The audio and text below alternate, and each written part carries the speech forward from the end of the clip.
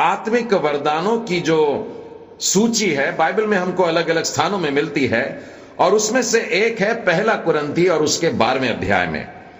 और इस 12वें अध्याय में 8वें वचन से 10वें वचन तक अगर मैं जाऊं तो 9 वरदानों की सूची मिलती है।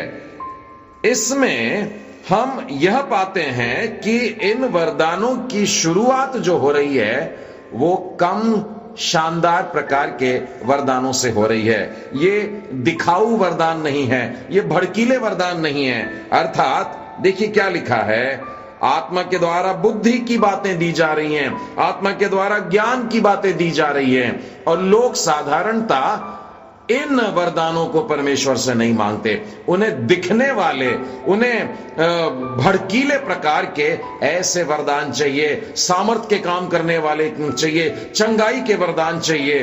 और यह सूची अगर आरंभ हो रही है कम शानदार वरदानों से, तो जरूर इसका कुछ खास महत्व होगा।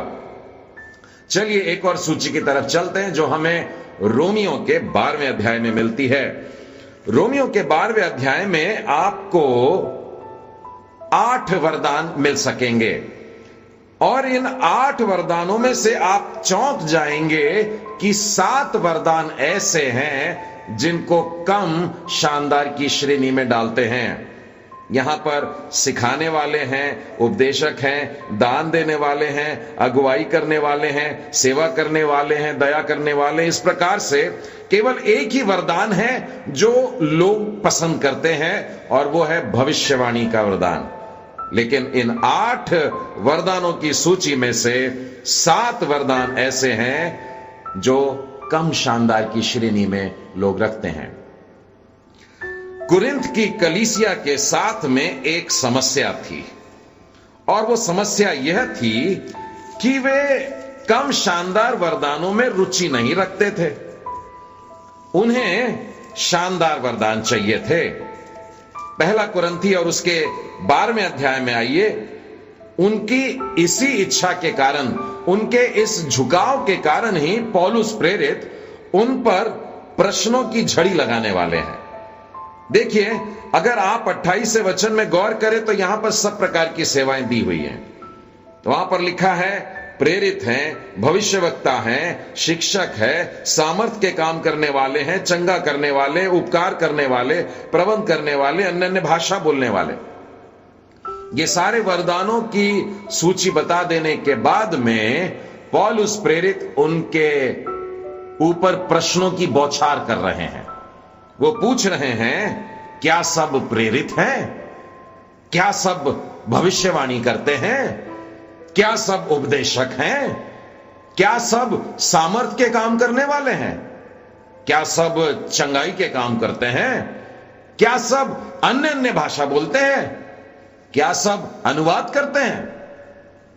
पौलुस प्रेरित ने यह नहीं पूछा कि क्या सब सेवा करते हैं, कि क्या सब उपकार करते हैं। इसीलिए नहीं पूछा होगा क्योंकि ये काम ऐसे हैं जो सबको करने चाहिए। आगे के वचन में वो कहते हैं, तुम बड़े से बड़े वरदानों की धुन में रहो, अर्थात तुम इनके पीछे भाग रहे हो, लेकिन जिनको कम शानदार समझते हो उनके तरफ चलो। उपकार करने की बात को, दान करने की बात को, प्रबंधन के वरदान को, इनके लिए हमें सोचना है। वरन आगे इस वचन के बाद में 13वां अध्याय शुरू होता है, और यह कह करके कि मैं तुमको और भी उत्तम बात बताता हूं, और उसके बाद प्रेम में शुरू हो जाते हैं।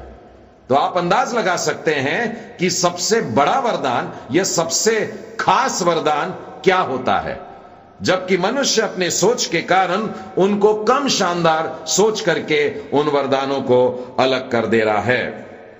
इस पाठांश में वास्तव में पौलुस प्रेरित कम शानदार वरदानों को ही महत्व देकर के लोगों की आंखों के सामने लाना चाहते हैं। पहला कुरिन्थी और उसके 16वें अध्याय में ऐसी ही एक बात का वर्णन है। यहां पर 15वें वचन से 18वें वचन के बीच में एक व्यक्ति का वर्णन मिल रहा है, उसका नाम है स्तिफनास। और इस व्यक्ति के वर्णन की खास बात यह है कि यह सेवा करने वाला व्यक्ति है। वहां पर लिखा है पवित्र लोगों की सेवा के लिए तैयार रहता था। वो आनंद से हमारी घटी को पूरी करता है और वो तुम्हारी आत्मा को चैन देता है। ये एक खास प्रकार का वरदान है जो सेवा करता है। मेरे साथ में आप रोमियो के 16वें अध्याय में आइए, यहां पर भी बिल्कुल इसी तरीके का वर्णन चल रहा है। इस अध्याय में आपको 26 नाम नजर आएंगे और ये 26 नामों में से पहला नाम एक बहन के नाम से शुरू होता है, एक महिला का नाम है और ये सारे लोग जो हैं ये सेवा करने के वरदान के प्राप्त लोग हैं, ये सेवा करने वाले लोग हैं। और ये 26 लोगों में से मैंने देखा कि 10 नाम महिलाओं के हैं। हर प्रकार के लोग परमेश्वर की सेवा करने के लिए बुलाए गए हैं, क्या पुरुष और क्या स्त्री, सब प्रकार के लोगों को इस वरदान पर खास ध्यान देना है जिनको लोग साधारणता कम शानदार समझते हैं। आज का हमारा पाठ हमसे यह कह रहा है कि कम शानदार वरदानों को कम न समझें। मुझे कलीसिया के इतिहास से कुछ याद आता है। विलियम केरी, जिसे आप बखूबी अच्छे से जानते हैं, यह एक अद्भुत किस्म का मिशनरी रहा, भारत देश के लिए बहुत बड़ी आशीष को लेकर आने वाला रहा। लेकिन क्या आप जानते हैं कि इसके पास में एक बहन थी जिसे वह प्रेम से पॉली कह के पुकारते थे और वो 50 साल से भी अधिक अपने बिस्तर से लगी हुई थी। वह हिल नहीं पाती थी, बोल नहीं पाती थी, लेकिन उसकी इस बहन के कारण एक भाई परमेश्वर की सेवा में गहरे तक उतर जाता है। विलियम केरी अपनी बहन को यहां का सारा हाल पत्र में लिख करके भेजता था और उन पत्रों को देख करके उसकी बहन रो रो करके उसके लिए परमेश्वर से प्रार्थना करती थी। फिर वो प्रोत्साहन भरे पत्र लिखा करती थी और वो उसके भाई के पास आकर के उसकी हिम्मत बढ़ाता था। ये बहन उसके लिए 52 साल तक परमेश्वर के सिंहासन के सामने आंसू बहा बहा कर प्रतिदिन 52 वर्ष तक प्रार्थना करती रही। और यही कारण है मेरे मित्रों कि विलियम केरी जैसा एक मिशनरी प्रभु के कार्य के लिए अपना पूरा जीवन सौंप देता है।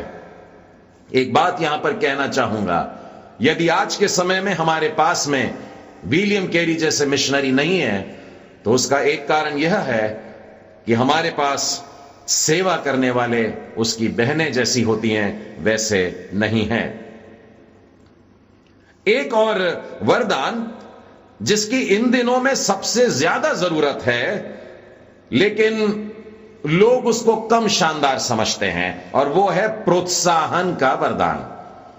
रोमियो के 12वें अध्याय में और उसके 8वें वचन में आरंभ में ही लिखा है, जो उपदेशक हो वो उपदेश देने में लगा रहे। इसका सही भाषांतर यह है, जो प्रोत्साहन देता हो वो प्रोत्साहन देने में लगा रहे। नया नियम में प्रोत्साहन देने वालों का एक उत्कृष्ट उदाहरण मुझे बरनबास में मिलता है। बरनबास ने बहुत सारे लोगों का मेल मिलाप कराया है और बहुत सारे लोगों को प्रोत्साहित किया है। प्रेरितों के काम उसके 4थे अध्याय और उसके 36वें वचन में बरनबास के बारे में देखिए क्या लिखा है। यूसुफ नाम साइप्रस का एक लेवी था जिसका नाम प्रेरितों ने बरनबास अर्थात शांति का पुत्र रखा था। कुछ भाषांतर उसे प्रोत्साहन का पुत्र भी कहते हैं। वो लोगों को प्रोत्साहित करता था। हम जानते हैं कि पौलुस प्रेरित जब प्रभु यीशु को ग्रहण करता है, दमिश्क के मार्ग पर उसने यीशु का दर्शन देखा, अपना जीवन बदला और उसकी आंखों पर से पर्दा हटा, उसने बपतिस्मा लिया और प्रभु का एक अच्छा सेवक बन गया।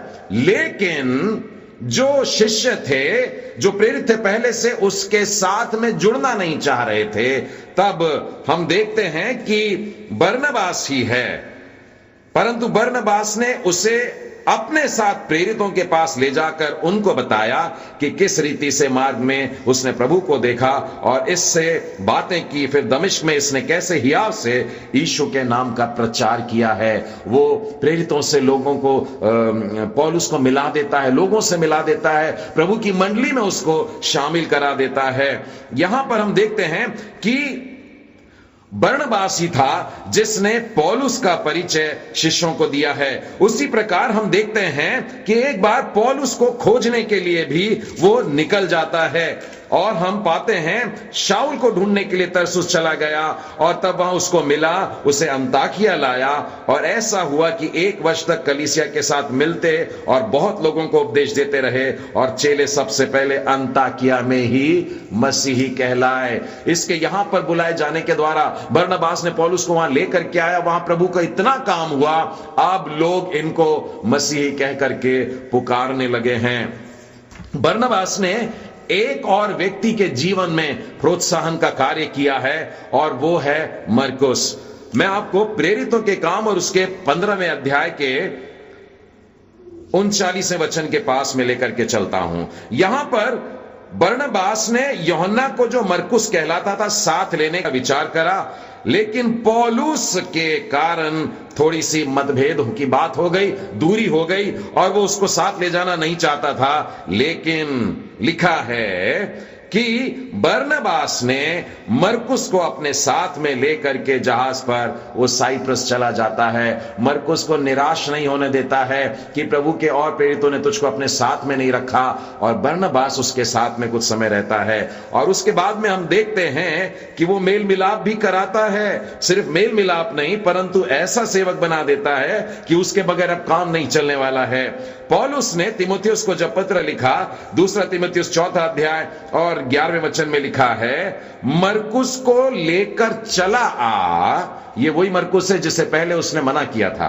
मरकुस को लेकर चला आ क्योंकि सेवा के लिए वह मेरे बहुत काम का है। प्रियो, मैं देखता हूं कि पौलुस को और मरकुस को, इन दोनों के जीवन को प्रोत्साहित करके प्रभु की मंडली में लेकर के आया। इतना प्रोत्साहित किया कि मैं देखता हूं बरनबास के कारण अब पौलुस बाइबल की 13 पत्रियों को लिख रहा है। मरकुस ने सुसमाचार में एक पुस्तक लिखा है, अर्थात बाइबल की 14 पुस्तक बरनबास के कारण लिखी गई हैं। बरनबास ने खुद होकर के तो एक भी पुस्तक नहीं लिखा, लेकिन बाइबल के नए नियम में 14 पुस्तकों के लिखे जाने का कारण हुआ। यह प्रोत्साहन का वरदान है। एक और आत्मिक वरदान बहुत आवश्यक है और वो है खुशी के साथ में मुस्कुराते हुए दया के काम में लगे रहना। फिर से एक बार रोमियो की पत्री 12वां अध्याय और उसके 8वें वचन में इस प्रकार से लिखा है, जो दया करे वह हर्ष से करे, मुस्कुरा के करे, खुशी के साथ में करें। कितने सारे लोग इस दुनिया में हैं प्रियो, जो अपने आप को बड़ा छोटा समझते हैं, छुपा के रखते हैं, अंधेरों में रहते हैं, यह कहकर के कि हमसे प्रेम करने वाला कोई नहीं। ऐसे ऐसे लोग हैं जिनसे संसार प्रेम नहीं करना चाहता है, लेकिन परमेश्वर ने एक वरदान दिया है, वो है दया करने का वरदान, और वो भी हर्ष के साथ में दया करने का वरदान होता है। जो व्यक्ति इस वरदान से भर जाता है वो ऐसे लोगों के पास में दौड़े चला जाता है और बड़े खुशी से उनको अपने गले से लगाता है। भारत देश में यह तस्वीर मदर टेरेसा के कारण स्पष्ट हो पाती है। जो लोग सड़कों के किनारे लंबे समय तक पड़े रह गए, जिनको लोग पास से गुजरते समय देखना पसंद न करें, अपने नाक को सिकोड़ ले, उनको वो अपने गोद में लेकर के आती है और अपने आश्रम में उनको नहलाती धुलाती है। और तो और कई एक ऐसी बीमारियों से ग्रसित है जिनके पास में लोग खड़े रहना पसंद न करें, वे कोढ़ियों के साथ में भी रह करके उन पर अपने हाथों से उनकी मरहम पट्टी करते हुए, मिशनरीज ऑफ चैरिटी के ये जो कार्यकर्ता हैं, इनको देखने से मुझे ऐसी संस्थाओं के लिए परमेश्वर को धन्यवाद देने की इच्छा होती है। ये ऐसे लोग हैं, ये ऐसी संस्थाएं हैं जो परमेश्वर के इस वरदान से भरे हैं जो दया कहलाता है, और वो भी हर्ष के साथ में दया करने वाले लोग हैं। एक बात कहूं, ये वरदान जो है ये शानदार तो नजर नहीं आएंगे, लेकिन परमेश्वर की ओर से है। ये ईश्वरीय वरदान है, अद्भुत है, अलौकिक है। ये दिखते थोड़े से कमजोर प्रकार के वरदान हैं, परंतु मैं समझता हूं यही वरदान है जो सबसे ज्यादा प्रशंसा के योग्य हैं। 1 कुरिन्थी और उसके 12वें अध्याय में आइए और उसके 22वें वचन के आगे देखिए क्या लिखा है। पहला कुरिन्थी उसका 12वां अध्याय और उसके 22वें वचन से आगे। परंतु देह के वे अंग जो दूसरों से निर्बल लगते हैं, वे लोग हैं जिनको कम शानदार वरदान मिले हैं, वहां पर इस बात का वर्णन है। देह के वे अंग जो दूसरों से निर्बल लगते हैं बहुत ही आवश्यक हैं, और देह के जिन अंगों को हम आदर के योग्य नहीं समझते उन्हीं को हम अधिक आदर देते हैं, और हमारे शोभाहीन अंग और भी बहुत शोभायमान हो जाते हैं, फिर भी हमारे शोभायमान अंगों को इसकी आवश्यकता नहीं। इसके ऊपर के एक वचन से इस बात को और ज्यादा सरल शब्दों में बताना चाहूंगा। यहां पर लिखा है, आंख हाथ से नहीं कह सकती मुझे तेरी आवश्यकता नहीं, और न सिर पांवों से कह सकता है मुझे तुम्हारी आवश्यकता नहीं। इस वाक्य पे गौर करिएगा कि सिर पांवों से नहीं कह सकता है कि मुझे तेरी आवश्यकता नहीं है। सिर से तात्पर्य है वो जो ऊंचे स्थान पर है, और पैर मतलब जो नीचे के स्थान पर है। सिर मतलब वो जो दिखाई दे रहा है, और पैर वो है जो दिखाई नहीं दे रहा है। लेकिन बाइबल कहती है सिर के पास में यह अधिकार नहीं कि वो ऐसा बोल दे कि अरे पैर मुझको तेरी जरूरत नहीं है। और भी बहुत से ऐसे कम शानदार वरदान हैं जिनका जिक्र मैं आप लोगों के सामने करना चाहता हूं। कुंवारापन, कुंवारेपन का भी एक वरदान है। पहला कुरिन्थी उसके 7वें अध्याय के 7वें वचन में पौलुस यहां पर अपने आप को सामने रख करके कहता है कि परमेश्वर ने मुझे यह वरदान दिया है, यह कुंवारेपन का वरदान है। परमेश्वर के राज्य के लिए मैं अपने आप को कुंवारा रखता हूं और इसे वरदान का स्थान मिलता है। उसी तरह से पहुनाई करने का, सेवा करने का भी वरदान होता है। यदि आप सोच रहे हैं कि ऐसा तो कुछ नहीं होता, तो आइए मेरे साथ में पहला पतरस और उसका 4था अध्याय और उसके 9वें और 10वें वचन में देखिए क्या लिखा है। हर एक को अलग अलग वरदान मिले हैं, सो बिना कुड़कुड़ाए एक दूसरे का अतिथि सत्कार करो। हमें अतिथि सत्कार करना है, लोगों की पहुनाई करना, उनकी सेवा करना है, और यह वरदान है, बड़ा अद्भुत वरदान है। मैं देखता हूं कई लोगों को कई बार वे दौड़ दौड़ के सेवा करते हैं, मुस्कुराते हुए सेवा करते हैं, और 10 की और सैकड़ों की और हजारों की सेवा करते हैं और थकते नहीं हैं। आज परमेश्वर के वचन के आधार पर ऐसे लोगों को बधाई देते हुए परमेश्वर को भी धन्यवाद देता हूं कि परमेश्वर ने सेवा करने का, पहुनाई करने का, अतिथि सत्कार करने का भी वरदान लोगों को देकर के रखा है। और एक वरदान है मध्यस्थी। इस वरदान के लिए बहुत कम लोग पूरी तरह से इसमें आते हैं। हालांकि हम लोग अपने आप को सोचते भी हैं कि परमेश्वर ने हमको मध्यस्थी का काम दिया है, लेकिन मध्यस्थी का जो वरदान होता है वो कुछ अलग ही होता है। मेरे साथ में खोलिएगा यिर्मयाह नबी की पुस्तक और उसका 9वां अध्याय और उसका पहला वचन। यिर्मयाह नबी को देखिए वो कैसे मध्यस्थी करता है। भला होता कि मेरा सिर जल ही जल होता, पूरा सिर में पानी भरा है, और मेरी आंखें आंसुओं का सोता होती, कि मैं रात दिन अपने मारे हुए लोगों के लिए रोता रहता। लोगों के लिए परमेश्वर के सामने आंसू बहाने का काम। उसी तरह से मैं पौलुस के लिए भी पढ़ता हूं कि वह बोझ से दबा है।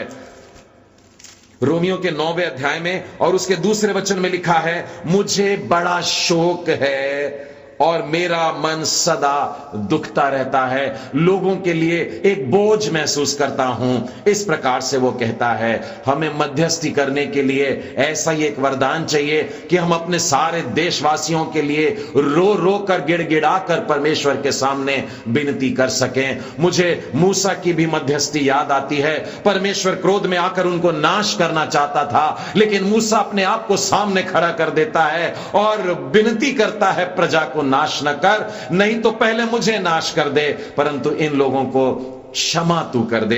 इस प्रकार से ये मध्यस्थी की बातें हैं। उसी तरह से यदि हम चर्च के इतिहास में देखें, कलीसिया इतिहास में भी बहुत से ऐसे प्रार्थना योद्धाओं के नाम नजर आते हैं। रीज होवेल जैसे उनमें से एक है। उसी तरह से जॉन हाइड, जिसे प्रार्थना करने वाला हाइड ये उपाधि भी दी गई थी, लगातार परमेश्वर के सामने यह गिड़गिड़ाने वाली अपने घुटनों को लेकर के जाते और प्रभु के सामने विनती करते थे। एक और वरदान है जो है लिखने का वरदान। यदि यह वरदान नहीं होता तो फिर आप ही बताइए कि पतरस और यूहन्ना कैसे करके इतनी अद्भुत बातें लिख पाते। ये जो मछली पकड़ने वाले थे, लोग जिनको अनपढ़ कहते थे, वे लोग सारी दुनिया को सिखाते हैं, चौकों पे खड़े होकर के, यहां तक कि शास्त्रियों के सामने खड़े रह करके, और उनके लिखे हुए वचनों के कारण आज हम आशीष पाते हैं। ये लिखने का वरदान है। पुराने नियम में ऐसे बहुत सारे भविष्यवक्ताओं को मैं देखता हूं जिन्होंने बाइबल की पुस्तकें लिखी हैं, लेकिन उन्होंने अपने जीवन में कभी कोई चिन्ह चमत्कार नहीं किए। यशाया नबी की पुस्तक है, 66 अध्याय हैं इसमें, लेकिन क्या यशाया नबी ने कभी कोई आश्चर्य कर्म किया है? यिर्मयाह नबी ने क्या कोई आश्चर्य कर्म किया है? उसी तरह से योएल नबी, आमोस नबी, उसी तरह से योएल नबी ने क्या कोई आश्चर्य कर्म किया है? आमोस नबी ने क्या कोई आश्चर्य कर्म किया है? प्रभु यीशु के अनुसार यूहन्ना बपतिस्मा दाता भविष्यवक्ताओं में सबसे महान है। अब आइए यूहन्ना बपतिस्मा दाता को देखते हैं। लूका के पहला अध्याय तो मुझको यह बताता है कि यूहन्ना में एलिया की आत्मा थी और वैसी सामर्थ थी। एलिया को मैं देखता हूं, उसने बहुत सारे आश्चर्य कर्म किए, लेकिन यूहन्ना के बारे में लोग प्रभु यीशु को आकर के क्या कहते हैं? यूहन्ना का 10वां अध्याय और उसका 41वां वचन कहता है, बहुत से लोग उसके पास आकर कहते थे, यूहन्ना ने तो कोई चिन्ह नहीं दिखाया। पता नहीं आपने कभी इस वाक्य पे गौर किया है या नहीं। यूहन्ना ने एक भी आश्चर्य कर्म नहीं किया, परंतु जो कुछ यूहन्ना ने इसके विषय में कहा था वह सब सच है। अर्थात कम शानदार वरदानों को हमें कम नहीं समझना है। अलग अलग प्रकार के ऐसे वरदान हैं मित्रों जिनकी तरफ हम ध्यान नहीं देना चाहते हैं, लेकिन परमेश्वर ने सब वरदानों को, वरन जिसे मनुष्य कम शानदार समझता है, परमेश्वर ने उनको बड़ा ऊंचा स्थान दिया है। कलीसियाई इतिहास में हम ऐसे कई प्रभु के सेवकों को पाते हैं जिन्होंने अपने जीवन में कभी कोई आश्चर्य कर्म नहीं किए, लेकिन फिर भी उनके इस सूची में जो प्रभु के सेवक हैं बड़े ऊपर नाम है। जिनमें पहला मैं देखता हूं जॉर्ज मूलर का। ये बड़े विश्वासी करके गिने जाते हैं और इनकी सेवकाई थी कि ये अनाथों को भोजन देते थे और हजारों की संख्या में ये अनाथ लोगों को खाना खिलाया करते थे। हडसन टेलर ये भी एक बड़े विश्वासी हैं और जिन्होंने चीन जैसे देश में परमेश्वर के प्रेम को ले जाने की ठान लिया था और वहां जाकर वचन बांटते हैं। उसी प्रकार से अदोनीराम जटसन भी है, एक प्रभु के अच्छे विश्वासी जिन्होंने बर्मा में सेवकाई की और बर्मा में उन्होंने 6 वर्ष ऐसे बिताए कि कोई फसल नजर नहीं आ रही थी। लोगों ने तो यहां तक भी पूछा, क्या आपकी सेवकाई का कुछ संभावना नजर आता है? आपको मालूम है अदोनीराम जटसन ने क्या जवाब दिया? उन्होंने कहा, भविष्य उतना ही उज्जवल है जितना परमेश्वर की प्रतिज्ञाएं। प्रियो, और भी बहुत से मिशनरी हैं जो भयानक स्थानों में जा जा करके परमेश्वर के सेवकाई का काम करते हैं। एक और कम शानदार जो वरदान है उसके बारे में बताना चाहता हूं, वो है प्रबंधन। लोग समझते हैं कि लीडरशिप केवल बड़े बड़े स्थानों में होती है, लेकिन अगुवाई के लिए जो पहला कुरिन्ती 12:28 में हमको मिलता है, हम अगर गौर करें तो परमेश्वर सिर्फ ऊंचे पद के लिए या बड़े अधिकार के लिए हम लोग जैसे संदर्भ में ले लेते हैं, वैसा नहीं। मैं आपको एक उदाहरण देकर के बताना चाहता हूं। यहां पर मूसा अपने ससुर याजक यित्रो के जरिए यह बात पाते हैं, जहां पर यित्रो उनको सलाह देता है कि लोगों को 1000-1000, 100-100, 50-50 और 10-10 मनुष्यों पर प्रधान नियुक्त कर दे। और ये इन सारी